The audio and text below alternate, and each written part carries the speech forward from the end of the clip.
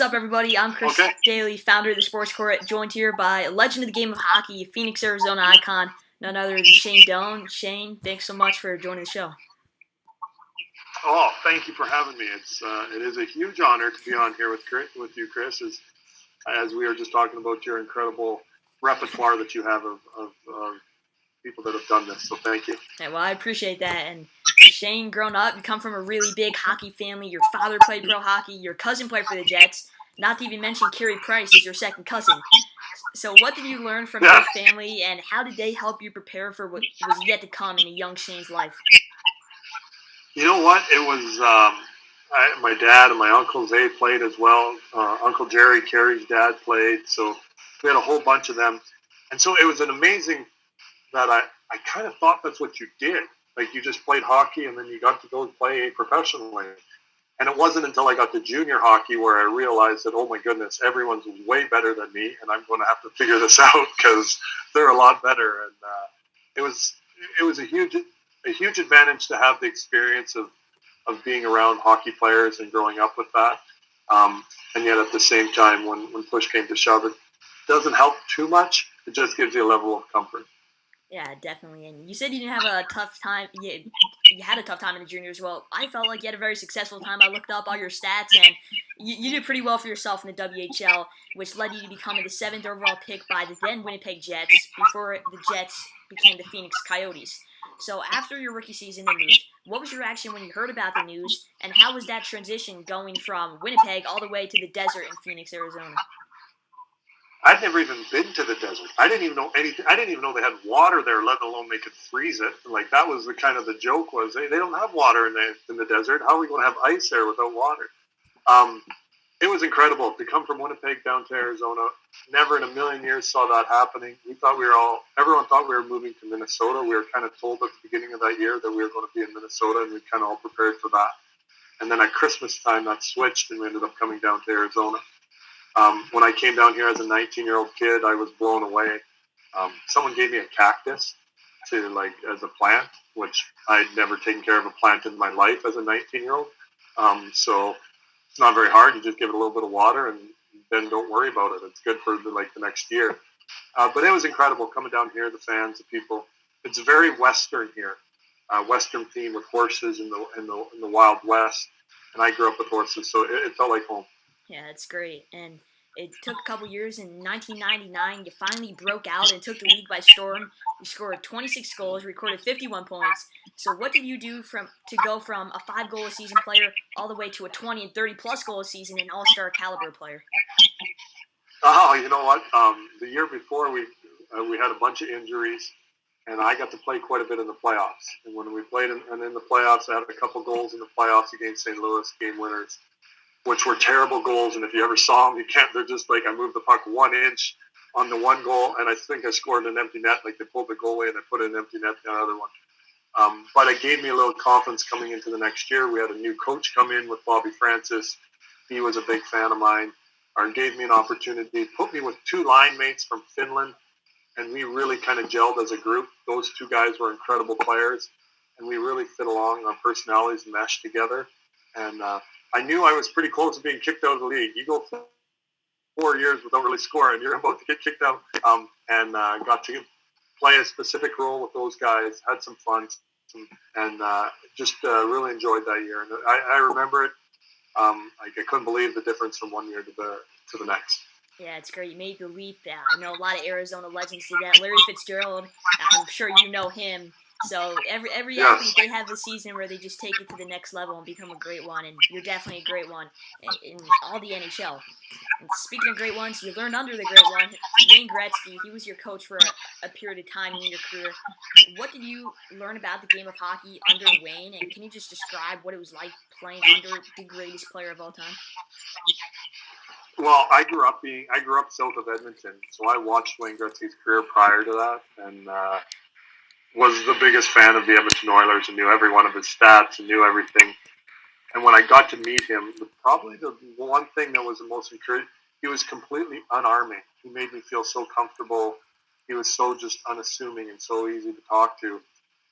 It was incredible. And then to have him as a coach, got to play under him for 4 years or 5 years, and was blown away at his instinctual understanding of the game and the things that he saw in the game was just, he was better than everyone else. So it was hard at times because he was so much better and saw the game at such a high level that as a player you'd want to kind of do the things that he would see, and it was hard to do because it was at a different level.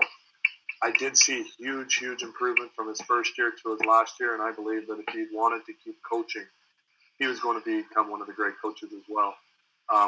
But he was a guy that I was blown away with as a man, probably more than anything. Somebody that I admired, someone that I'd always looked up to.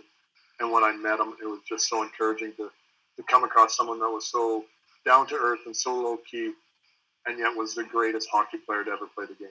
And that's one of the special moments in my career. That's what I love about hockey, too. Now that I'm becoming a big fan of it the past couple years, I just find hockey, the personalities, everyone just does their job and they go home and they kind of live about it. They don't have to brag about it. They just show it on the ice. And that's what I love about that sport. Because nowadays you see so many personalities saying things and then they go out and play awful and you just can't take them seriously. So it's amazing. Yeah. There is. That's a big part of being a hockey player for sure. Yes. Throughout your widely successful time in the NHL, so with many great stories from mentoring youngsters such as the Biz, who everyone follows on Spit and Chicklets, to leading the Coyotes to the playoffs, do you have any untold locker room stories, or maybe even stories with coaches that you haven't shared and want to share on the show? Oh, wow. Well, one of my Paul Bissonnette is one of my favorite people that I've ever got to spend any amount of time with, and he comes across and he portrays himself as this kind of oh shucks, but he's incredibly smart and he's a really smart guy. The one thing that Biz doesn't do a really good job is he's not the most delicate eater. Like he doesn't eat his food. It's nothing is delicate about eating with him. So and I've told this story. He always gets mad at me because I tease him about it. So he comes out. We're having our pregame meal. So before every game, we eat about 12 o'clock for a 7 o'clock game. We all go and eat together lots of times as a team. And I brought my kids. So I had three of my three oldest kids. My youngest was too young to come out for eat with us. But my three oldest kids and Paul and I all went out to have lunch together. And Biz is eating and talking with his mouth full, and he's using his hands to eat a salad, and he's just doing all this stuff. And my kids are sitting across the table staring at him like, oh my goodness, Dad, we would be in so, like, I could just read it on their face. They'd be in so much trouble if they ate that way. Anyways, Biz is like their favorite guy because he just connects with people so well and is so incredible, and so they loved him. But when Paul leaves, my kids are like, Dad, if we ever ate like that, you might beat us for that. And I was laughing like, yeah, that's probably not the biggest, most incredible story, but it's one of those that it's funny that my kids got to grow up around those guys and to experience that, and that was pretty special. Yeah, it's really funny. And following retirement, I'll mention the kids here. Following retirement from the game of hockey, you relaxed for a bit. You finally took a break, and not to even mention, you're the first ever Arizona Coyotes player to have your name lifted into the rafters, your number lifted, and retired from the team, and which is amazing because they did it against the new Winnipeg Jets in a home game, which I found really cool when I looked that up.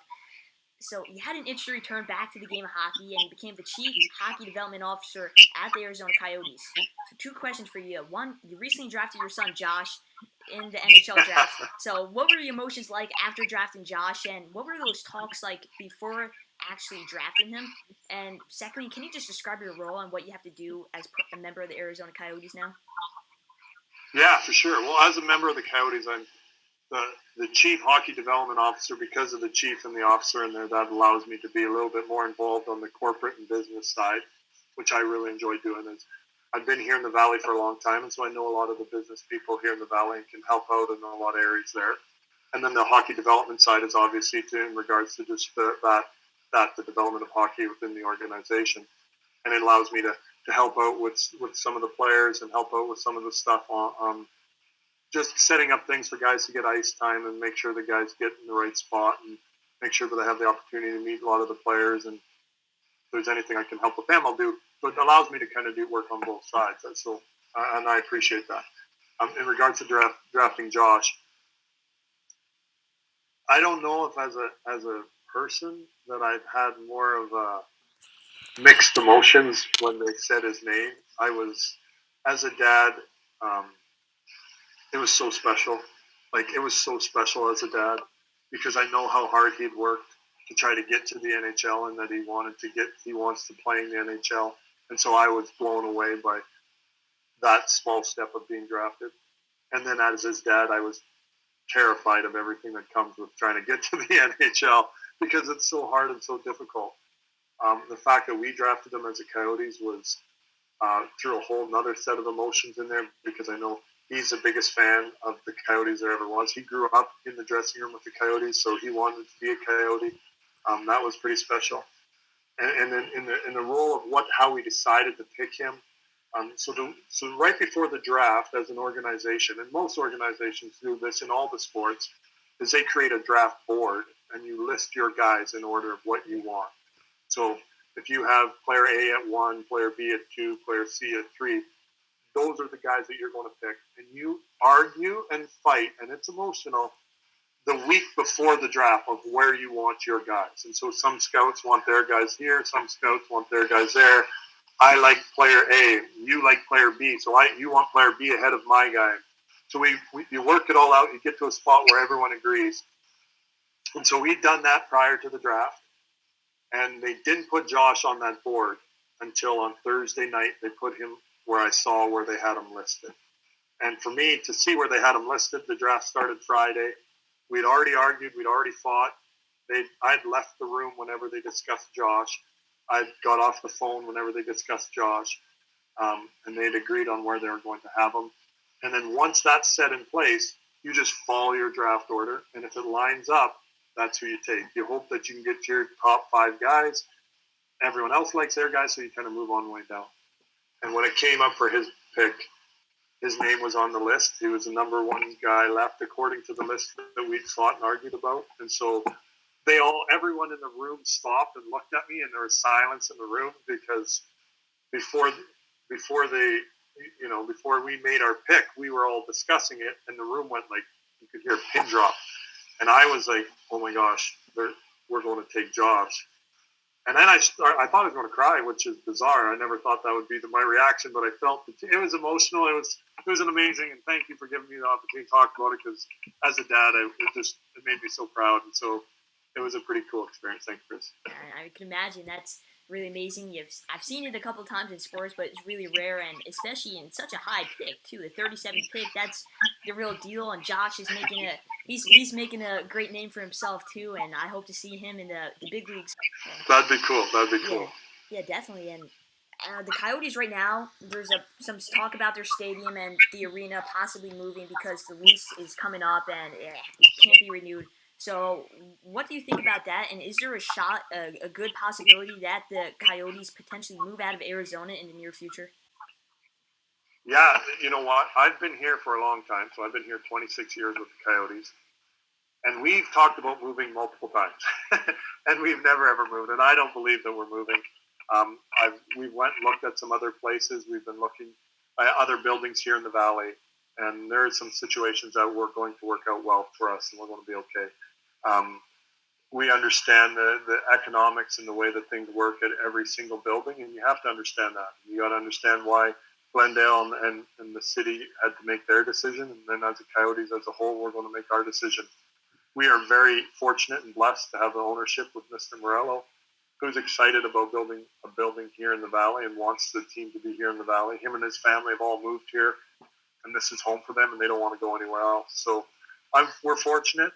We're going to see how it all plays out, but we're fortunate that this is going to be home. And for me personally, that's huge because, again, this has become my family's home, and this is where we all spend our lives. So we're not going anywhere.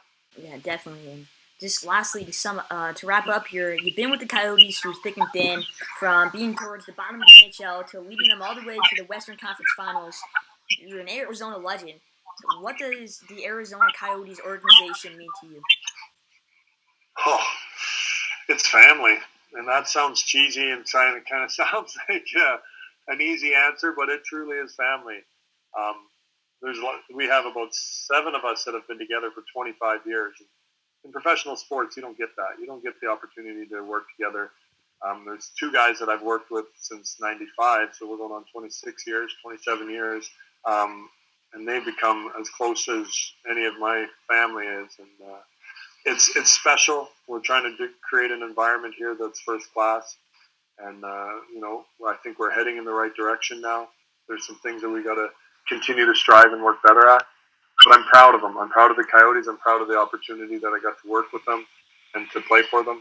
And I look forward to seeing what we can do in the future, because I really do believe that we're only going to get better.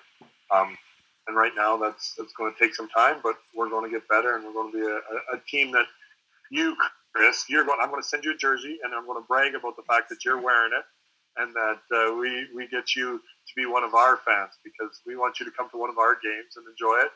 You can come be my guest. I'd love to have you at a game. You'll come to be my guest at a game. We'll walk you through the dressing room, and you'll get to be part of the Coyotes as well. I'll definitely go. I mean, send me all the info, and I really appreciate that, Shane. And I was actually about to say to you, throughout this interview, you really just made the Coyotes my second team, because you're one of the nicest guys I've ever interviewed, and never thought I'd say that, but the Coyotes are my second team now. All right. Well, I'm going to hold you to it, Chris. Rich and Aaron and I are going to make sure that we find you, and we'll make sure we get you the jersey, and we'll make sure that we get you down here to a game or something. If you happen to come for spring training, if you come for a football game, if you come for a basketball game or a hockey game, we're going to have to get you to a Coyotes game. So, and hey, you can come down for the Phoenix Open's incredible. The Barrett Jackson's incredible. The State is incredible. Come visit the Grand Canyon. Yeah. We'd love to have you come here, and you can have a great time. Yeah. Bring your family, and we'll make sure that we get to say hi. Yeah, my dad always boasts about it. He went to the Super Bowl, the Giants versus the Patriots, which was in Glendale, and so he went there and he watched that happen. I think that was the Tyree helmet catch, that one. So he what's a helmet catch? I was going to say that's a helmet catch. That's an incredible thing. Yeah, so he went there, and he always brags about that. He always tells me, "Oh, I went there, you didn't." I'm like, "Okay, thanks." So yeah, that's well, tell them now you have to come, because you and I got to meet. We got to hook up. Yeah, well, I really appreciate all your time, and honestly, by far, I've interviewed 160 plus people. You're like the nicest guy I've ever interviewed, and I really mean that. So I just thank you so much, Shane, and it was an amazing interview. And yeah, as I said, it really just made me a Coyotes fan. All right. Well, I'm going to hold you to it. We'll get you a jersey.